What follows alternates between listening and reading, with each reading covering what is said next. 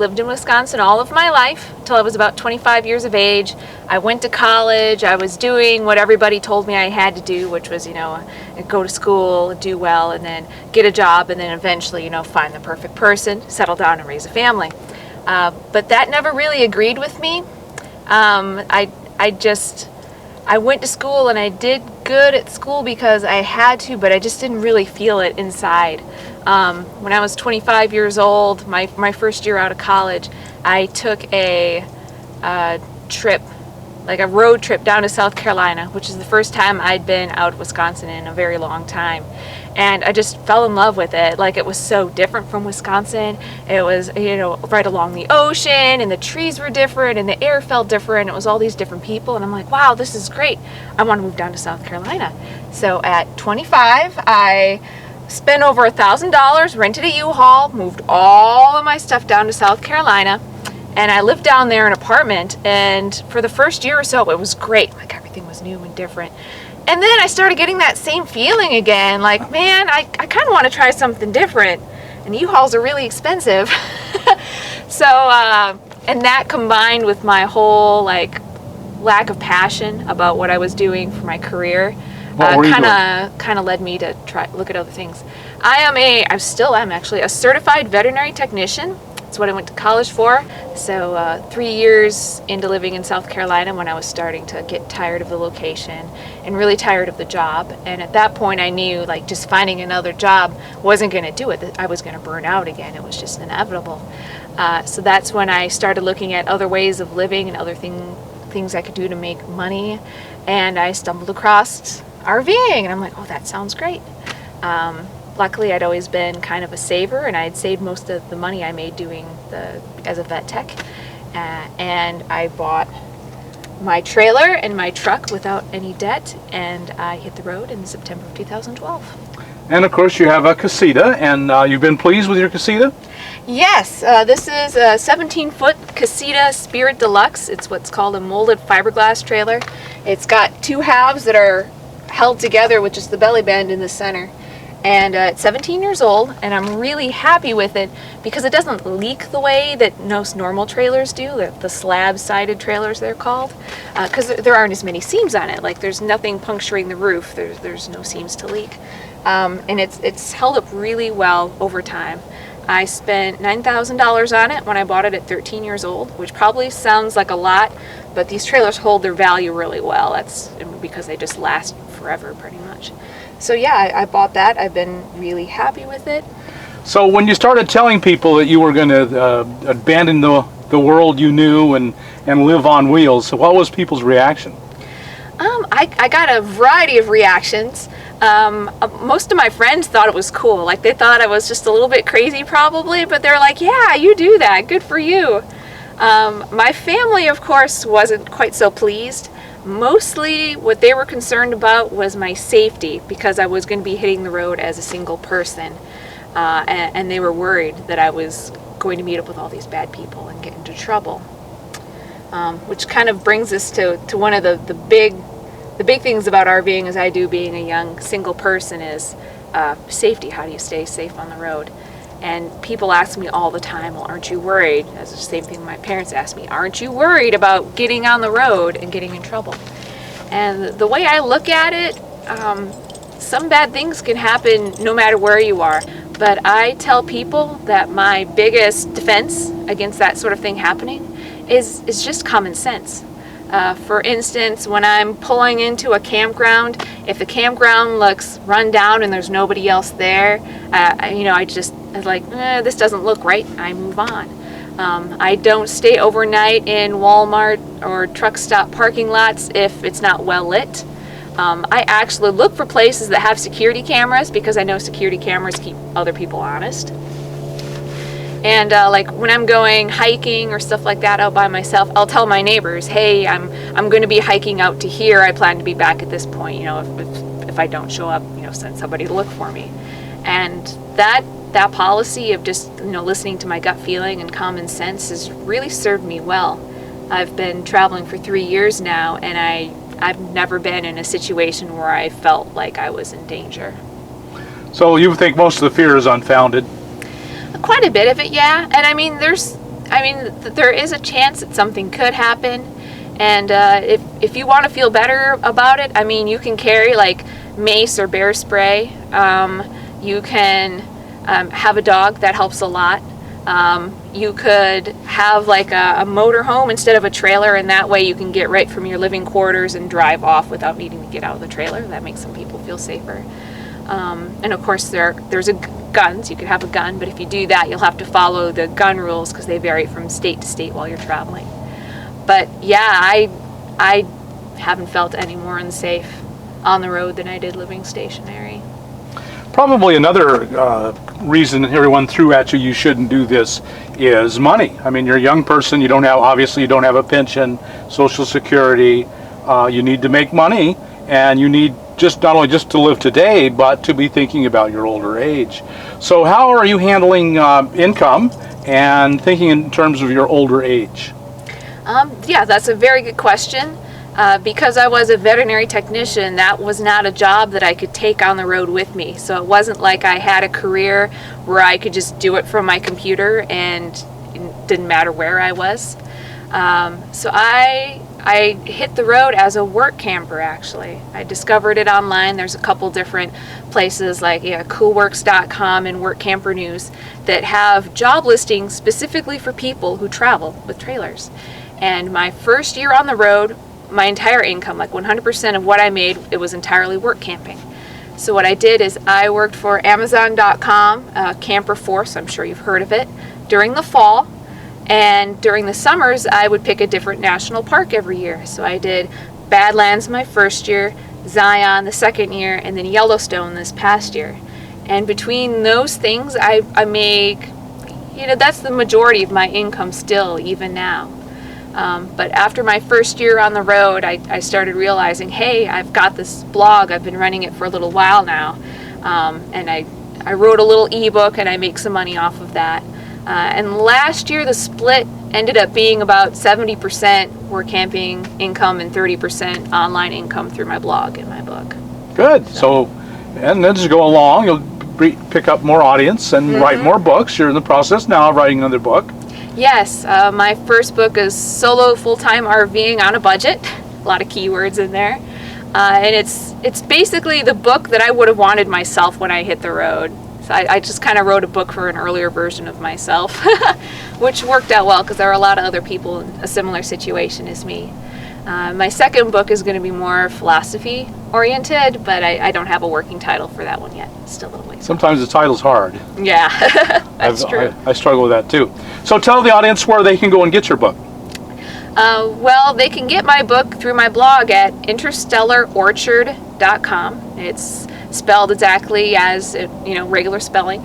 And there's a lot of information on there. I've got a lot of free information too about, for instance, like my income and tax stuff, and what I do for my internet, and what I do for health insurance, and all of that.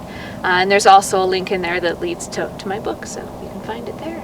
So you, if I remember right, you have your entire budget for each year broken down on your website. Yes, I do. Yep, every year. Even last year that I was living stationary, to kind of give a sense of what it was before versus what it is now. And I do spend a little bit less on the road than I did living stationary. Not as much as some people, but yeah, I live a little bit cheaper, and I don't earn as much work camping as I did as a veterinary technician, but for me it was worth it because I'm so much happier now. I feel much more fulfilled, and I'm still able to save up enough more to, put towards an IRA for retirement. Oh, you are? So that's how you're taking care of retirement. Of course, you're paying Social Security as you go along, and you are putting money away into an IRA for your retirement age. Yes, that's correct. Yeah, a certain percentage of my money goes to my IRA, and then I also have a separate emergency fund, which covers, like, for instance, my fridge keeled over and died at the end of last year. That cost me over $1,800, or $1,800 to fix it. So having that emergency fund gives me a lot of peace of mind that if something goes wrong while I'm traveling, I'll have the money to deal with it. Right. Yeah, an emergency fund is just essential. That's one thing I tell people. Don't go out with at least some money on the side. Yeah, because, I absolutely recommend it, especially if you're if you're buying like an older vehicle or an older trailer. It's just inevitable that things are going to go wrong, and it just helps so much having that money. A lot of people get overwhelmed with the number of steps that there can be to going online, because you gotta figure out how you're going to do the income, and then there's so many different things that you could travel in, and then there's, well, how am I going to get my mail, you know, where am I going to live, and I found that just by doing just one step at a time, just worry about the most important step for right now, and the rest just takes care of itself as you go. Right. So, yeah. Right. Yeah, there is a solution for every problem. And absolutely. I like to call that analysis paralysis. Yes. People get focused in on all the little problems, and then they just spin their wheels and never go anywhere. But you just made, you know, you thought about it logically, you planned, you took care of every contingency that you possibly could, and you did it. Just Yep, and I'm happier than I've ever been. good. That's the goal. Yep. That's the goal. Well, thank you for just telling us about sharing your life with us. Would you mind if we took a look at your Casita? Some people may never have seen one. Sure, yeah. Come inside. Let's take a look. All right, let's do that. Let's go inside. Talking about my rig and how I managed to make this lifestyle work for me. First, we're going to talk about my tow vehicle. This is my 2001 Dodge Dakota. It is a mid-size pickup truck, but it has a V8 engine in it. It's a 4.7 liter V8, and it does a really good job. It's got a tow capacity of just over 6,000 pounds, and it's worked really well as a tow vehicle. I can take my trailer over mountains, and I never have a problem with it, which is great. And here's my Casita molded fiberglass trailer, 17 feet. You can see I've got a special hitch on the front here. It's a weight distribution and sway control hitch. Cost me about $600, but I think it's one of the best things for trailer towing that I ever bought, because I could take my hand off the wheel when semis pass me and I don't move. Like, it's fantastic. I really love that. Single propane burner. It does have an AC unit kind of up in the front along the side there, so when I have shore power, I do have air conditioning, which is great. And then coming around the side here, one thing I really loved about the Casitas is all the windows they have. It makes the space inside feel much more open, even though I don't have like a ton of room. So I really like that. In here, it's my shore power plug, my water heater, which I also had to replace recently, and my little battery goes in there. And coming out from my battery, this is my Renogy 100 watt portable suitcase kit. I ordered it from Amazon. It was $250 when I bought it, and I do not have a generator, so that provides all of my power, and it's worked really well for me so far. I've been really happy with it. And I expected that I was going to have to spend $1,000 or more on solar, and then this kit came out and I'm like, $250? Yeah! And it's worked out really well for me. I've been really pleased with it. Coming around the back here, spare tire, rear window. Again, I love the number of windows. My water tank, that's the fill for my water tank in there. I got 15 gallons freshwater capacity, and that's pretty much the size of my gray and my black tanks as well. But I have managed to go 20 days without dumping my tank, so the 15 gallons is working well. Wow, that is amazing. Yeah, I don't drink the water out of that tank. I just use that one for, dishes and, cleaning and that sort of thing. And then I have gallon, just like regular plastic gallon jugs that I fill up with water for drinking and cooking. And it's worked really well. I mean, I do have a shower. Well, I'll show you that when we get inside. We'll get to that later. The big tour. Yeah. I've got a fancy awning that I have never, ever used once. When you get ready to go on the road, people are always like, oh, you have to make sure that your RV has this or that, or you need to make sure you buy this special dishware. And I kind of got suckered into it with the awning. Everybody who was full-timing said, oh, you need to have an awning.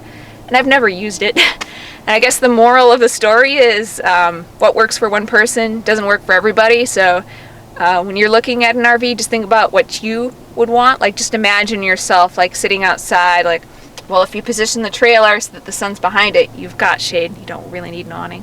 But for some people, they do. So it's just a very individualized thing.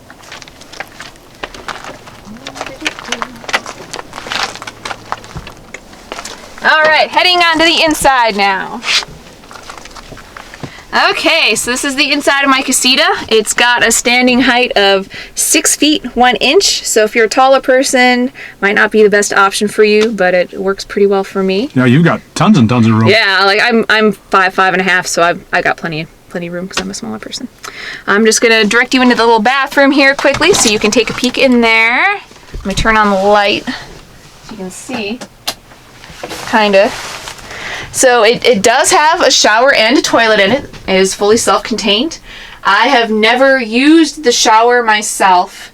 I prefer to just do like sponge baths, and then I'll pay to go in town to take a real shower because I love using a lot of hot water, and I only have a small tank, so I don't use the shower, but it's there.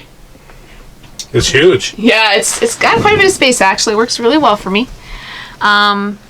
Behind to your right, that is my closet and my AC. So there's where all of my clothes go, and right below that is my AC unit. Kind of a weird placement, but it works. AC's at the bottom. Yep. And have you ever used it? Yeah, I use the AC quite a bit. When I'm work camping over the summer, you can't just leave when it starts getting hot. So No. like, especially when I was in the Badlands, for instance, the Badlands gets quite warm in the summer. So yeah, I could get close to 100 degrees and you definitely would need that. Now looking at my cabinet complex here, this is storage. I put pots and pans up there. Also my carbon monoxide tester because I use a Mr. Buddy propane heater and I want to make sure I don't accidentally asphyxiate myself. Next one down is my microwave. Yes, that is the original 17-year-old microwave, and I kind of keep wishing that this appliance will die so that I can get like something nicer, but I can't bring myself to get rid of it before it actually dies. So. But you use it if you're in a park, which is... Yep, I do use it. In the summer, you spend every summer hooked up. Mm-hmm, yeah, I spend a lot of time on hookups, so for me it really, like the microwave is a good thing to have. Here's my fridge, brand new. It's 4 cubic feet, so it's a decent size. I don't know if you can see inside there. Freezer's on top, fridge stuff on the bottom, plenty of space. I never fill it up with food. Single person, yeah. Yeah, it works out quite well. But you have it. Yep, I have it. And you can't really do without it. Most of us can't. Yeah, most of us can't, that's right. My sink is here underneath this. Pretty standard. Yeah, standard sink. Storage space, that's where I keep my food, up in there. It's pretty full, my pantry. This is my 2-burner stove under here. It's got the little levers that pop out. Oh, that is very slick. Yeah, and then I've got some extra preparing space there. Yes. So that works pretty well. This model, the Spirit Deluxe, it's actually got, this can be a dinette. This currently is a dinette. Both can be dinettes. Both can be beds. They're interchangeable. So the top comes off of the table. It fits on a little lip down there, and you can have a second bed. So I actually traveled with my best friend for a little while in this trailer, and this was the only layout that would allow us to have 2 beds so we could have separate sleeping quarters. But normally I leave it as you see it here. The back dinette, the 4-person dinette, I leave as it's a full-size bed almost. It's like an inch off, but it's pretty much a full-size bed. And this is just my dinette where I do my computer stuff. And then all along the edge here, this is all storage. That is a lot of storage. Yeah, and I get quite a bit of stuff up there. So, kind of gives you an idea. I've got a pretty good amount of storage there. Yeah, that's a lot. That really adds up. It's a small space, but it really adds up. And you can see I still have room. Like, I could put more stuff in here if I wanted to. Certainly not crammed. But, yeah. And you got stuff stored under the bed. Yes. When I was traveling with a cat briefly, that's where the litter box went, was underneath the bed here. Right now, it's my Mr. Buddy propane heater. That's what I do for my heat since I don't have a furnace. I've got the little buddy heater. It's about $65 on Walmart, and that heats up the Casita really nicely. Like, that works really well for me. I've also got like baskets with clothes in the back. This is my toolkit, my important documents that I carry with me, you know, like tax stuff, money stuff, paycheck stubs, that sort of thing. Underneath here is more storage. I got like in a basket, that's where my cleaning supplies are. Door's tougher. All my ProFlex that I'm going to use for fixing, redoing my caulk that's getting old. It's an older trailer. It needs some maintenance. Yep. But caulking isn't too hard. No, that's within everyone's reach. Yeah. And I've been really happy with my little home. What a super place, yeah. Very comfortable life. Yeah, so thank you all for joining me, and I hope you like this tour of my casita. Thank you, Becky. Thank you, Bob. We'll see you all the next video. Bye.